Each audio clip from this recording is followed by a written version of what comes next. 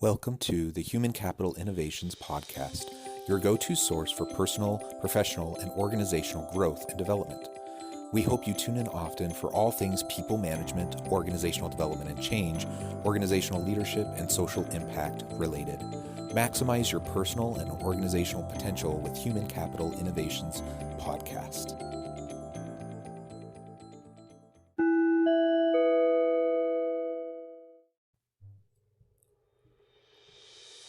Welcome to the Human Capital Innovations Podcast. In this HCI podcast episode, I talk with Terry Rich about creating an environment to promote creativity and innovation within organizations and the importance of being an ethical leader that demonstrates integrity in all things.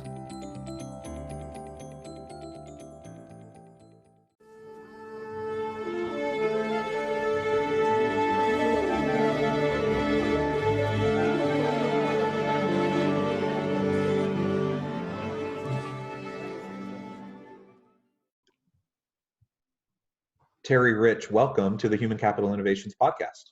I think this is always fun to learn and to talk about great leadership ideas. Awesome. I'm so excited to have the chance to talk with you, someone of your experience, 25 years plus of doing some really great stuff with organizations. In just a moment, I'll read your bio for the listeners so they can get to know you a little bit. And then I'll give you a chance to share a little bit more about yourself if there's anything else you'd like to add. But I want to just preview for the listeners. Today, we're really going to be talking about creating innovative organizations. How do we create an environment that will support and encourage innovation? And also, what are some of the ethical considerations around how we lead and interact with our people and other key stakeholders that are impacted by the decisions that we make within organizations. And I know you have lots of experience in all of those areas. So I really am looking forward to our discussion today. Hey, it's been a fun life. Let's get started. Yeah. Terry Rich is a successful CEO and president of 25 years who loves to engage and entertain audiences across the globe. During his appointment by 3 governors, his leadership increased lottery sales and profits by 50%. He also led the Blank Park Zoo to profitability from a $600,000 deficit while positioning it as the second largest attended attraction in the state. His national insight on business, banking, gaming, TV production, marketing, PR have all led him to success in his professional career and to his passion for public speaking. Recently, Terry headed the team that cracked the largest lottery fraud in the U.S. history and has given away over $1 billion to lottery winners. During the investigation, Terry oversaw the day-to-day operations while considering long-term consequences, adapting quickly to change and delivering on promises. Before that, he started 4 successful entrepreneurial businesses and has numerous national media appearances, including ABC, NBC, HBO, CBS, 2020, CNN, CNNBC, USA Today, the New York Times, etc. Really, I could go on and on and on. I really like how you frame your experience around disruptive innovation and being a disruptive innovator and entrepreneur who thrives and drives for integrity and honesty in your workplaces. So again, welcome. Thank you, but hold on. You forgot the biggest part. I have a Bachelor of Science in Speech, which means I have a BS in Speech. So this should be a fun discussion when we get all set. I love that. I'm so glad that you're willing to own your BS in Speech. Well, it's from Iowa State University, which is Science and Technologies, and at the time, speech was under the Science and Technologies deals. That's how I got a BS in Speech. Yeah, that's awesome. Before we jump into the discussion, anything that you would like to add about your background? Anything you'd like the listeners to know?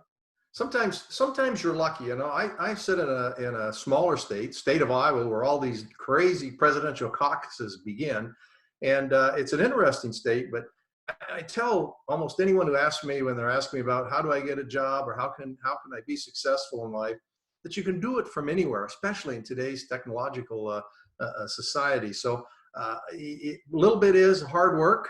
I I started, and I think I got that lesson from being a farm kid, because my dad, when something would come up, would always say, "Hey, do this. You know, try it. Try something new."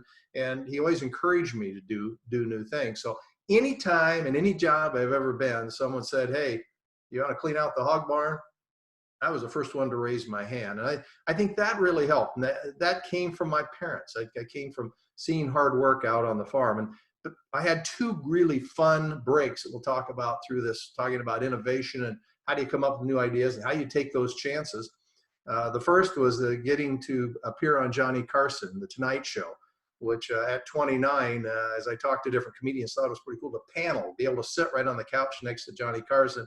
And then the second one you mentioned was the break, which was completely different and gave me an appreciation for accountants and people who are never recognized in organizations, especially from the CEO.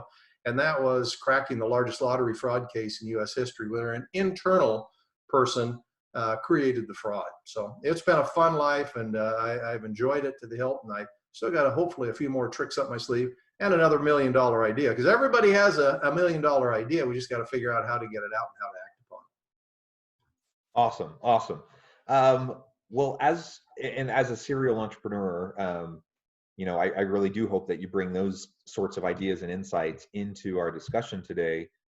And it's not just about having that $1 million idea and how to get it out there, but it's how to do it with integrity, ethically, and understanding the broader social impacts that are connected to, the decisions that we make and how we go about running our businesses.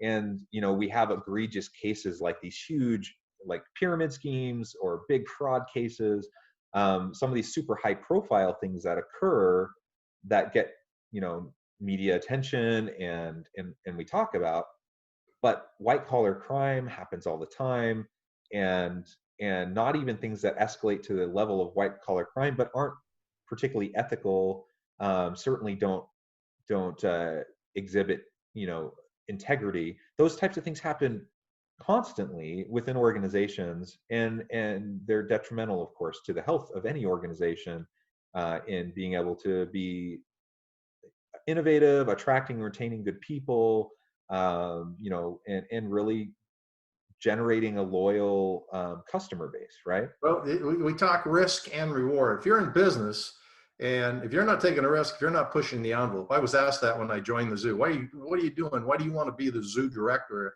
Try to turn this thing around. It's losing $600,000 a year. Well, I grew up on a farm. I'd love to try this. It's something new and unique. But when you take a risk, it often can come back and bite you in the butt. Look at the politicians who 40 years ago did something, said something, some kind of act we all did crazy in college or in high school, and then finally down the road it comes back to bite you. So prioritizing when you look at different risks that you have is important, and understanding to take the right risk as you create all these ideas together. What is the risk and the reward?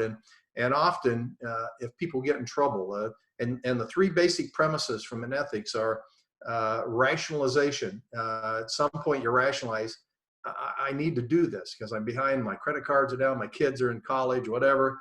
The other is opportunity, the checks and balances. How important when you are in leadership to do checks and balances. I mean, you send in a travel request and you have to fill out all this paperwork. Why is that? Well, we're trying to protect you as an employee, because if you're tempted and you have the opportunity to do it, if you don't, the person, I talk about schools and counties where the person who writes the checks also writes the POs, you're fraud for fraud.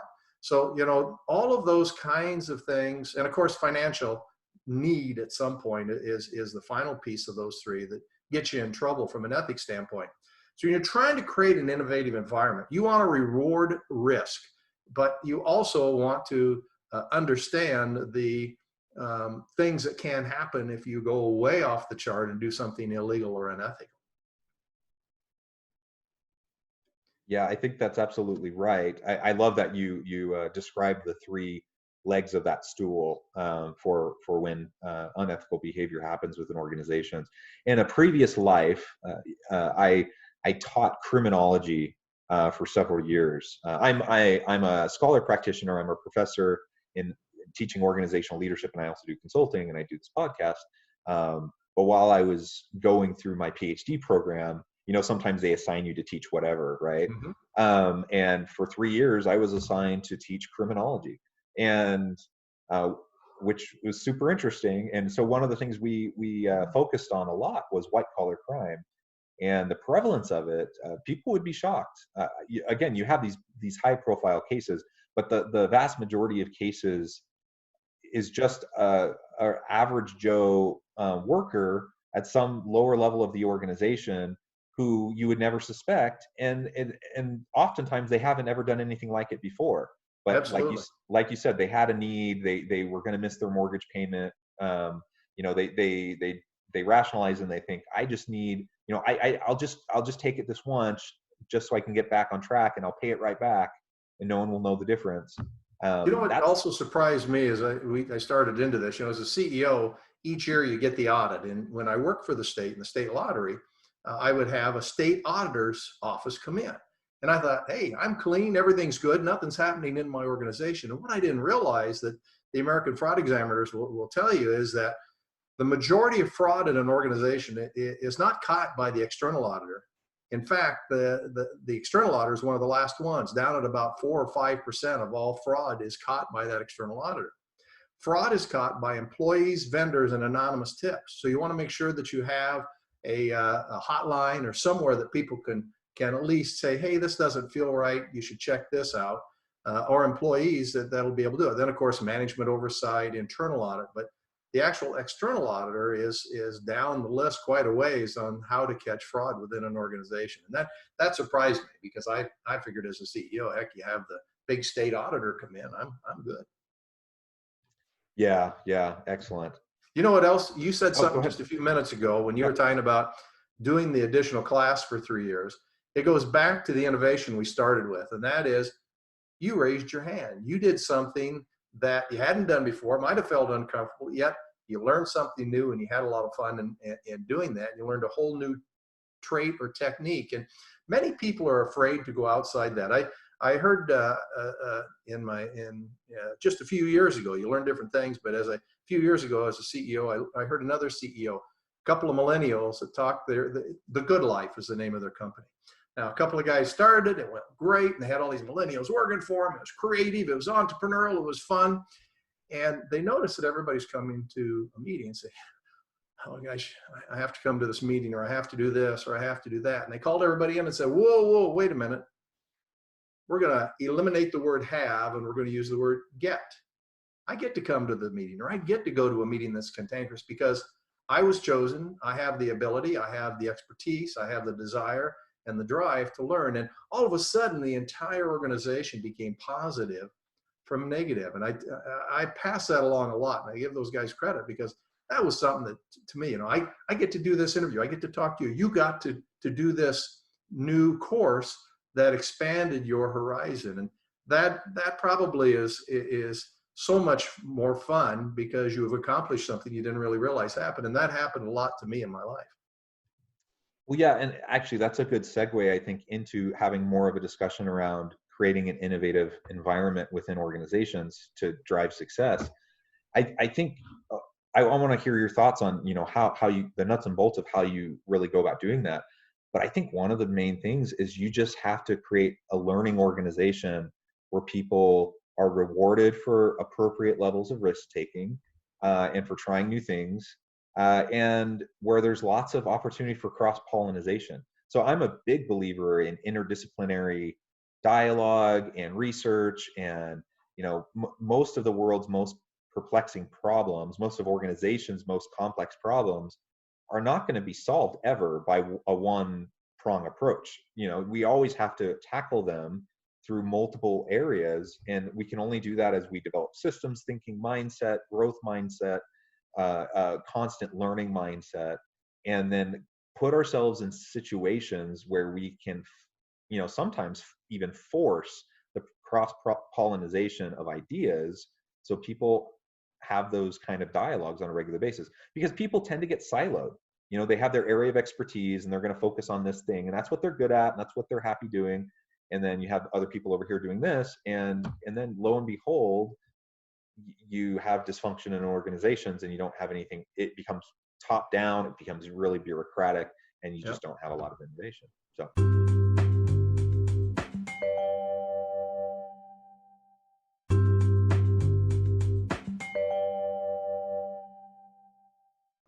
You should be you should have been my promoter for the book. The book Dare to Dream, Dare to Act. Kind of I learned over the years a couple of things, and one is if you say, oh, you know, you come in with the boss, you go into a meeting. I need some ideas. We're 10% down. What do you think? What do you think? Everybody looks around. Well, that mine is a two-step approach. The first stop is dare to dream, and what you're trying to do. When I went to Napa Valley, you go out there, and I thought that a winery had some vines, you know, some grapes out behind the place, and they use those grapes every year, and that's how they got the best wine. But no, they go out and they take different grapes from all the different vineyards and try to figure out what the best one is for the mix they're trying to create. And that's the idea when you're trying to brainstorm. Everybody brainstorms. You take that bushel basket, you get at least 100 ideas in any given meeting. But the big thing is to be able to get rid of the no mans in a meeting, in that first meeting. So you don't want to judge at all. No judgment is so important. So if somebody says something, you don't want people going, you know, oh, that's the dumbest idea ever. You're trying to get rid of the no mans. And the no mans, it's the lady on the end that's saying, no, man, that's the dumbest idea I've ever heard. We've tried that before. And what you find in that first step, if you can just set the rules of let's get as many ideas, let's get 100 ideas, and then we're just going to walk away from it. We're going to write all those ideas down, is that now you've got a basis to work around, and everybody feels free to say whatever. Because I'll guarantee you the receptionist who may be in that meeting, or the accountant or the lawyer, they're the first ones to say no on everything. They come in with judgment. If you can say there is no judgment here, we want every idea, we're going to put them together. That's step one, daring to dream. Step two is daring to act. And so you bring all of those ideas back, and that's the point that will keep you ethical, because you know the lawyer's going to say, hey, we could get sued on here. Here's our deal. Here's the reason why. Or the accountant say, we don't have the money to do this. But you get the entire group to buy in together on all those ideas to prioritize what the best one is. And that doesn't mean that number 99 is bad. It's just for today, the group thinks that if we're going to get that 10%, here are the 3 ideas that we should try, and then acting on it. As a CEO, and we all know many CEOs, I'll guarantee you there isn't a single one that doesn't get out of their car in a day, no matter how many millions their company's worth or how much it makes each year or billions, that doesn't look up and think, oh my God, I'm in charge today, and has a little bit of apprehension of whether they can really pull this thing off. But yet when they walk into the door, they have confidence and they make a decision. So once you get all the ideas and you prioritize, you get the group together, if the boss says, hey, let's do it, it empowers everyone to get together and do it. So that's a good way on the brainstorming idea, but here's my little secret. My secret to success that I found down the road is something called COT, C-O-T. You know how we all get together and individually, maybe you take in the shower or you dream at night. You should have a piece of paper and you write things down as you think about it. Otherwise you forget it. But I went into the lottery, state organization, and we'd get together and I'd say, hey, have we thought about an animal on a ticket? Or hey, could we paint the wall blue? Or could we do this? How about this? How about that? 2 weeks later, the entire management staff melted down. They said, we can't do it. I'm thinking, state employees, what do you mean you can't do it? They said, these are too many things. I said, well, wait a minute. I didn't say it to say you have to do it. I said it because I wanted to give an idea, and I want you to create ideas back and forth. So we talked through the concept of just understanding, because I don't know if you know, a boss or a king says, oh, poop, everybody runs to the bathroom, because employees like to please their bosses. And so we talked through how could we identify when I'm giving ideas that you'll know what my meaning is giving that. So we came up with a real simple concept. One is when I send you an email or if I'm talking to you and I say action required, I put that in the subject line. That means you better do it. The boss says, yeah, it's job changing if you don't. Second one we use a lot, FYI, for your information, for your information. Well, we use that a lot, and that kind of means, well, yeah, read it when you can. We may discuss this, but here's some information that might be useful down the road. But the final one, I do about 0.5% I figured out on action required, because you want to talk, you want to discuss. FYI, I use what, 30–40%, but about 50% of what I started sending out was COT. and it stands for consider or throw away. And what that does for you, and what that did for the managers and employees, when I'd send that out, we had rules that if you get one of these emails, you can simply forget about it. You don't have to read it. You can, in fact, delete it completely. It took all the pressure off. All I'm trying to do is just get this idea off my chest. And the final rule of it is, I want your ideas back the same way. Now, why this seemed to work so well is they went back then and had their employees do the same thing. And all of a sudden, the receptionist, who knew that chair in the front was soiled, maybe broken, somebody could get hurt, but was afraid to say because they didn't know if it cost too much or who's in charge of that chair. All of a sudden, if they did it in the old days, they'd write something down and put it in the suggestion box. And what happened? About 2 weeks later, they didn't hear anything because that suggestion maybe got pulled out a week later, would give them to this person, that person, somebody check it. Nobody wants to tell the reception it's a bad idea because it probably might be a good idea, but we got to get back to them and have everybody talk about it. And then that receptionist is downstairs saying, I gave an idea, management never listens to me. Well, now she had a tool. All she or he could write COT in the subject line, and they knew I would not respond, or the senior VP or whoever in charge would respond. It meant I just needed to tell you, and I was afraid before, but here you go. Now, we read them all, but they didn't expect a response. We didn't care. There was no judgment there. They had the opportunity to give the idea. Now, all of these ideas started flowing back and forth, and it became a much more creative environment. So try that with the use of COT in an organization, but be sure to tell the rules if they get it, or if you're talking to someone, you don't want them giving an opinion right away. That's really, really important, because the opinion comes in all the ideas together to the next staff meeting, and then the accountants can pipe up, whether we can afford it or not, the lawyers can pipe up, everybody gives their input, and then you prioritize those ideas and get it. But we found a much more innovative idea, and I'll give you a quick example of how that worked at the zoo. So we went to the zoo, losing $600,000, and as I looked at it, I realized that all kids go to the zoo. I don't care if you're 2 to 12, you go to the zoo. We had that audience, so we tried to figure out how can we get a different audience. And well, of course, everybody's going after millennials or the younger generation, the 21 to 25-year-olds, 20 or 35-year-olds. And we started thinking, now what would they want that they could come to the zoo? Because most people go when you're a kid, go when you take your kid, go when you take your grandkid. We knew what they wanted, booze, right? So we decided to start Zoo Brew, and this came from one of the employees. They said, "Yeah, we go like to party, but we don't go to the smoky bar." So no kids allowed those evenings. We had a band, we had all the animals out, and it was the greatest thing. In fact, last year that zoo generated over $250,000 just in beer sales for Zoo Brew, and it's a fun outdoor event that happens every Wednesday night at the Blank Park Zoo. But that came out of that innovative feeling of not being afraid to give an idea. But again, you're trying to get the bushel basket full of ideas. You're writing them all down. You're revisiting them all the time to see if any of those rise to the top for priorities, so that your entire staff are on board when you actually execute and act on an idea. I love that idea. COT makes a whole lot of sense. And I sure wish, just like anyone listening, we get so many emails every day, right? And right. you just try to stay on top of them, and you wonder, like, how much time am I wasting on these emails? And the FYI, the COT, just marking emails that way is a brilliant idea. It's super simple, and I love that you're trying to create a safe space for people to openly share, right? And that's the concept. Yeah. And it's not rocket science. You just described an incredibly easy method to go about doing that. And that's not the only way to do it either, right? There's other ways, but you're helping them prioritize their workload. And if I give them all of my ideas, they will feel like I just dumped the entire weight of the world on their shoulders. And sometimes people are, doing a conversion in the computer department, or the accounting department's trying to close out a month. If you can say, just delete it, they never will. I never delete anything that I get, but it really gives us an opportunity to pass them along, or at least categorize it over here on the left, so that the day I am not as busy, I can read through them. Yeah, that's exactly right. Well, good. I really love that insight.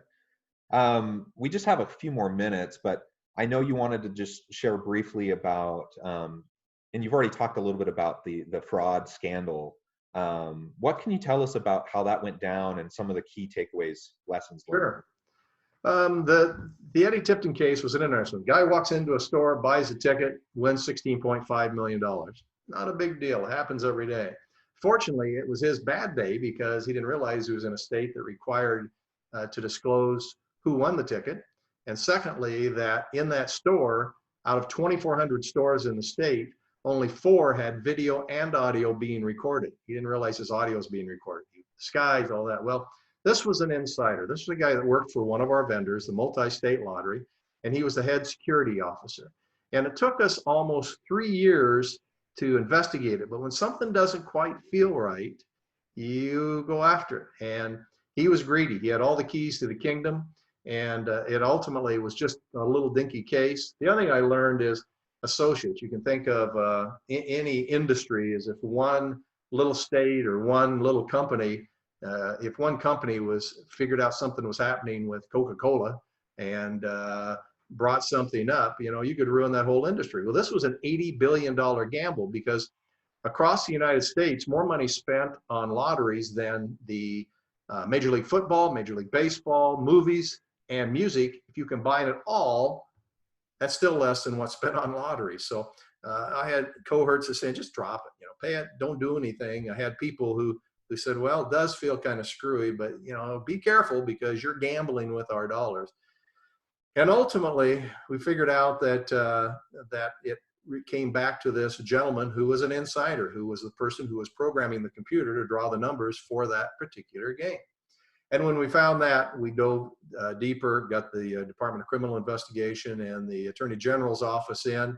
And I hope you never get asked this question, but they were asking his friends, do you want to be the witness or do you want to be the defendant? And almost everybody said, I'll be the witness.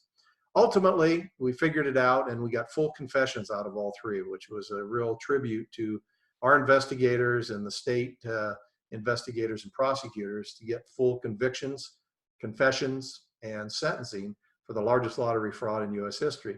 And the best part of it is never just one person that did it. It was a team. And I say that because one person figured out when it was all said and done, Eddie bought 2 hot dogs when Eddie Tipton, who was the culprit, when he went in to buy this ticket.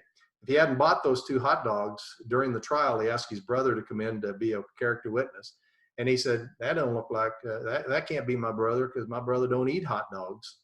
And you look over and a 400-pound guy doesn't eat hot dogs. The Associated Press picked up that story and put it on the national wires and went back to his brother who was trying to give the character witness hometown. And an FBI agent said, wait a minute, I investigated that brother for money fraud 10 years ago. Gave us that. By the time it was all done, we got the connection. And that same brother was a Bigfoot hunter. If he hadn't been a Bigfoot hunter, it wouldn't ultimately done because he did that through a Bigfoot hunter friend. And that's how we got the whole association with that. So we say Bigfoot, 2 hot dogs, and a lottery ticket helped solve the largest lottery fraud in U.S. history. It was not fun. I'm telling you what, it's a lot easier when you're in charge of an organization not to go after fraud because you have to worry about the press. You have to worry about everything with it. On the flip side, it's I can sleep at night. If I'd let this go, it'd still be happening today, no doubt in my mind. And on a nationwide basis, that's pretty scary. So a lot of good causes get a lot of money through the lotteries, and it was not something that was it worth a gamble? Yeah, I guess so. Awesome. Well, it has really been a pleasure talking with you. I wish we had more time, and perhaps we can do this again sometime soon. Can I give you my last $1 million idea? Please, $1 million idea, and then I also want you to share with the listeners how they can get in touch with you. Oh, sure. $1 million idea. When Mega Millions and Powerball decided to be in all states, they were asking me for marketing ideas. I was in charge of marketing for Powerball at the time. Here's the idea. I looked up one night and there was the moon and it was dark and maybe just a little sliver. And I thought, holy smokes, that'd be a great billboard. If we could get a laser or a spotlight of some sort and put the jackpot up there, everybody in the world would see it. So I did a lot of research and couldn't quite figure out technically how to do it. But if you and I could figure out how to do that, think about we could own the moon. There's my $1 million idea. For contact information to help you out there and wrapping it up, contact information is pretty easy. Terry terryspeaks.com. terryspeaks.com. It has how to contact me. It has how to get, you can get a hold of both of the books, the $80 billion Gamble and the Dare to Dream, Dare to Act are both there, and a lot of fun. But more importantly, this was a pleasure. Good to meet you via Zoom and to have some fun, to tell some fun stories about a fun life. Yeah, thank you so much. It's been a true pleasure talking with you.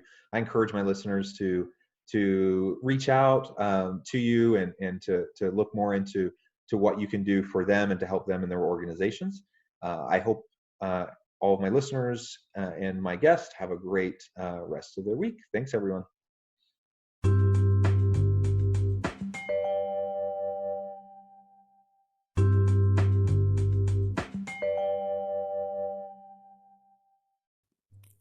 Thanks again for joining us for this episode of the Human Capital Innovations Podcast. I hope you stay healthy and safe and that you have a great week.